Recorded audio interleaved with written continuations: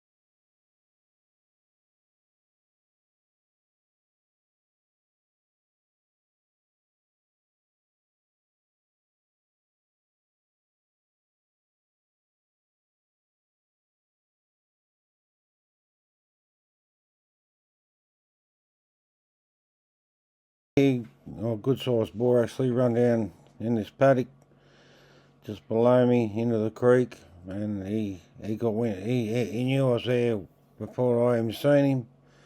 I just got him as he went into the creek. Hoped he'd come out the other side, but no, he's too smart. He stayed in the thick stuff, so onward we go.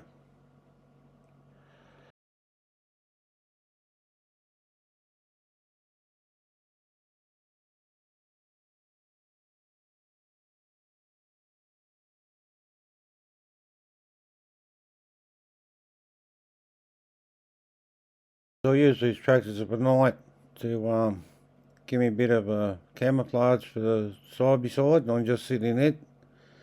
And as long as the wind's going the right direction, because a pig picks you up, he won't sit there, he'll be gone. And sometimes deer will do the same thing, sometimes they won't, but a pig picks you up, he's gone. I've actually had a pig come around on the other side of the tractor, and I shot it right in front of that plough or grader blade or whatever's laying there in front of the side by side. The wind was coming straight down towards me. He come around the tractor. I don't even know where he come from behind me, but yeah, so I use this little spot here overnight. It's a good spot. Anyway, I can see some pigs further way out, and I'm going to have some trouble getting there, but well, because they're in the open, and I've got to drive basically across an open to get to them. So we'll see how we go. Across the open, I couldn't believe that they stayed there. Just a good wind taking me sound away and smell, obviously. Now going to walk up through this timber and come out over the top, on top of them, and we'll set up. I don't know whether I'll get very close. I'll be around the 200 mark. If I get closer, it'll be even better. But yeah, that's how it'll roll. See how we go.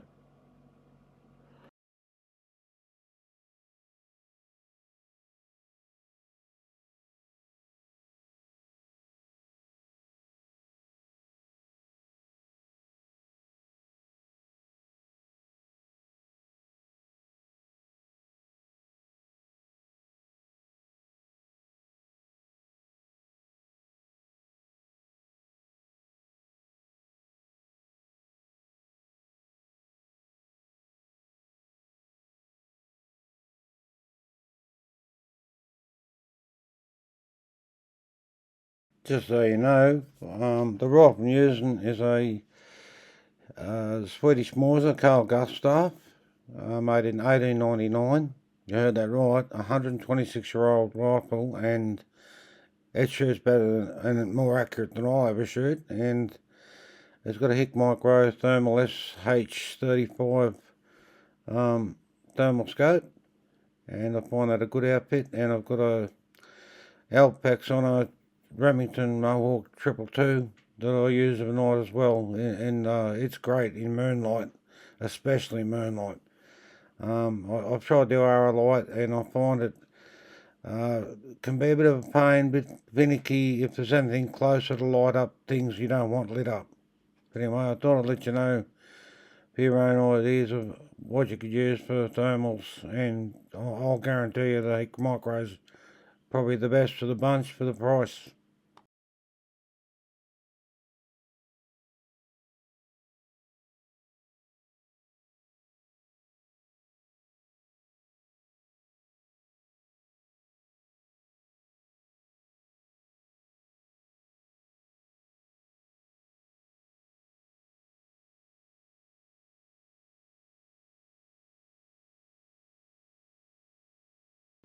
Righto, we're about 150 metres out, checking on the rangefinder. Yeah, there's a mob of about 10. They're in amongst a bit of timber that's been pushed up, and I'll only get one shot because it's only 50 yards to that timber and it goes up into a pretty steep hill. I might get two if I'm lucky, and we'll just see how it unfolds, eh? About 10 pigs.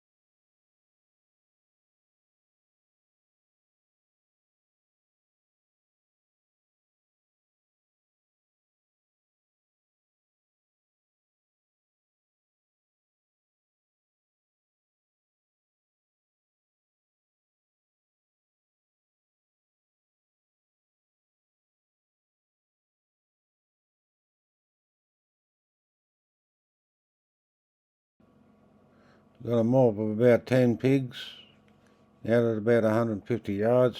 I can't get any closer. The wind's in my favour, it's blowing across. So it's blowing fairly gusty. Shouldn't have picked a 6.5. But I ended up nailing a sow and hit another pig. I'm not sure if it was a boar or a sow running up the hill in the mob. And I found him the next day, actually, after I shot another pig up in that same hill. So yeah, then after all that, you'll see later, I slipped ass up, and as I fell trying to save the rifle, I actually cracked myself over the top of the head with the barrel. But yeah, that's how it goes sometimes. I'm getting old and my feet don't work like they used to. And yeah, it's a bit of slippery rock and more thinking about what I'd just done instead of what I was doing, and I ended up slipping over. But yeah, this was the start of a good trip. I ended up with about 20 pigs, 5 or 6 deer, and the property owner's really happy. Catch us later on the next one, I hope, and may your bullets fly true.